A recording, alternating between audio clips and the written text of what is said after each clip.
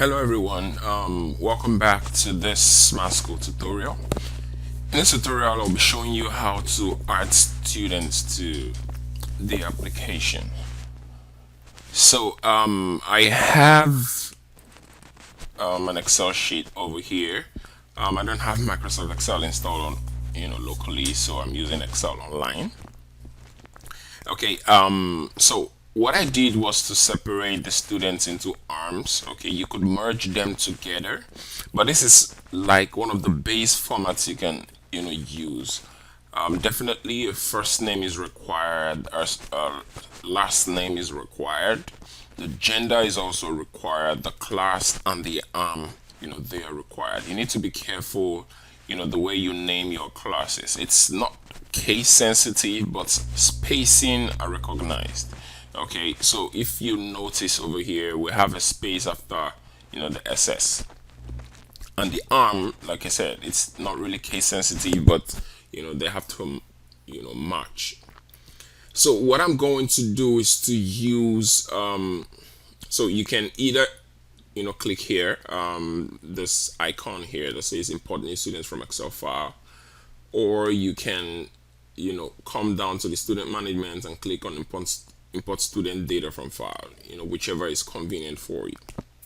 So I'm just going to do this, and I'm going to select the files. I have them on my desktop now. I saved them and put them on the desktop. So for the this is for the SS1B, and this is for the SS1A. So it's basically you know different students obviously, but it's the same format. Okay, like I said, you can merge all of them in the same file. It reads the class and the arm and it assigns the student. But for simplicity and for organization, I decided to split it into two different files because that's most likely the way it's going to be in a standard setting, whereby the school teacher is the one responsible, or the class teacher rather is the one responsible for adding this. Okay, so I'm going to my desktop, and I'm going to select the one for SS1A first of all, and you can see the information. I can preview what the second line looks like, and I can inform the application to skip the first line because the first line is not part of the data. It's just like a header. Okay, and I'm going to say auto generate admission number, so it's going to use the admission syntax which we define in the setup process to generate the admission numbers. And I'm going to go to next. Here is where you instruct the system what column represents what. So these are the columns in the file which we have seen. So serial number, reg number, there's really nothing here, so you don't need this. Okay, originally if you have something like an admission number already for the student, okay, let's say you're working with an existing school or existing students, you can add their admission number here, and the system would recognize it if you select it. So if we had an admission number in our reg number, we could have selected admission number here. That's basically what I'm trying to talk about. So we're not going to make use of the first two columns. They're just for information purposes. Like I said, what is required is the last name, which we call the surname here. So we're going to map that to the last name. The first name column is we're going to map it to the first name column in the application. Other names, we're going to map it to the middle name. Gender, we're going to map it to gender. The class is going to be the class. The arm is going to be the arm. You could add a whole bunch of things, but yes, we just want to keep it simple. As you can see, you can add phone numbers, email address, the category which they belong to, if it's like science or arts, that is if the class supports it. Okay, so I'm going to click on start import. So that was pretty fast. It added 20 of 21 because we instructed it to skip the first line. As you can see, skip row 1, user requested. So I'm going to click on finish. As you can see, we have the students over here. These are all students view. If we come to SS1A, we can now see all the students in the arms here. Okay. And we can do the same thing for the SS1B. I'm just going to be a little bit faster now. To the desktop, SS1B, skip the first line, auto generate. If you select the terminate process on error discovery, it just means that if it encounters any error in any row, it doesn't continue on to the next row. It's just going to stop, so that you can address that issue. Okay. But if we leave it as this now, if there is an error discovered, it's just going to skip that student and go to process the next student, up until it gets to the end. And then you can see all the, errors that has happened in the log. So I'm going to do this now. We've already done this before. So class, and this is the arm. Okay. Start import. And so this is the log I'm trying to talk about. So if any error occurred for any student, you can also get to see them here. So we now have our students here for SS1B as well. Now that is adding using what's it called, Excel sheet or CSV files. If I click a student, we can see the admission number syntax which we defined, and then the student code which we defined. So we can see the prefix which we call RS, and then some alphanumeric digits which is added to it as the student code. Okay, we didn't specify date of birth. We can always come to edit the basic information later on to specify, a few other things like nationality, state of origin, specify a picture, address, and a few other things which you can do. But this is like a quick way to add students if you don't want to go through the process of adding all the required information, if you use the default means.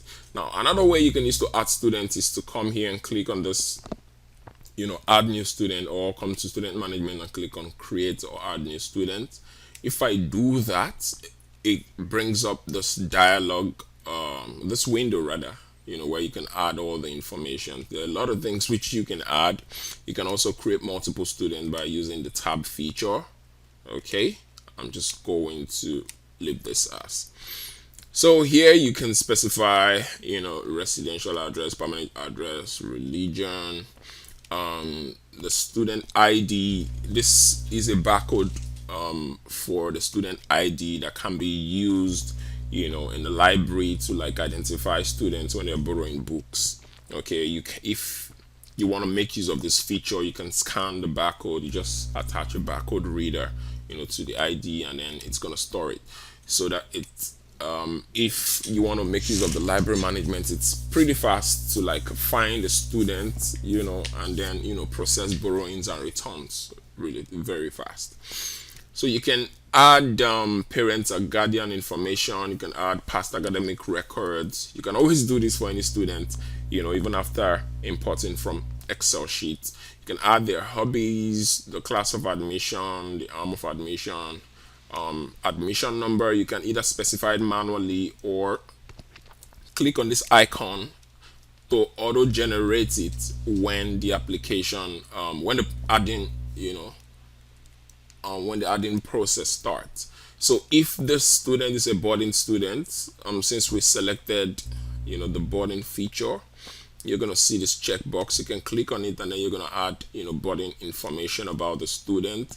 And then we also have things about medical records, emergency contact person, which will be drawn from one of the guardians which you might have added. Okay. In this form, there are a lot of required fields in this from there are a lot of required fields. So if you do not want to go so detailed, into student information and student management, you can just use the very simple importation process which we just demonstrated. So just before we go, I would like to show you this. Now, if you look here, you'll see a print button, and basically what it says that you can generate a PDF, hard copy of this form. So this is useful if instead of having to do this, I don't know, from hand, you want to print this form and give it to the students or the parents of the students, when they come to your school probably for the first time, or it is something that you can even do, if you want to start using this application for existing students. So what I'm going to do first of all, before I generate this, because if I go ahead to generate this now, you can see the logo that is showing here is the default one that comes with the application. You'd probably want to change the logo from the managed school group. So since we're working with this secondary school, I'm just going to click on edit and then come to the logo and change it from my desktop. I have a logo there. So what I'm doing is just going to save this, and after saving this, if I go ahead to generate this, I would see my school logo there, and these are some of the informations which we filled in the school group. And coming down here, let me just select this other single page continue so that I get to see all the pages, because there are about 6 pages here. So you can see informations which they can pick. So this is the logo which we added. It's embedded beneath. They can attach their passport, fill in their details, and you can use the information in this form. You can have probably an admin that will use the information in this form to fill in all this information. And yeah, that's about it for this tutorial. Thank you so much for watching.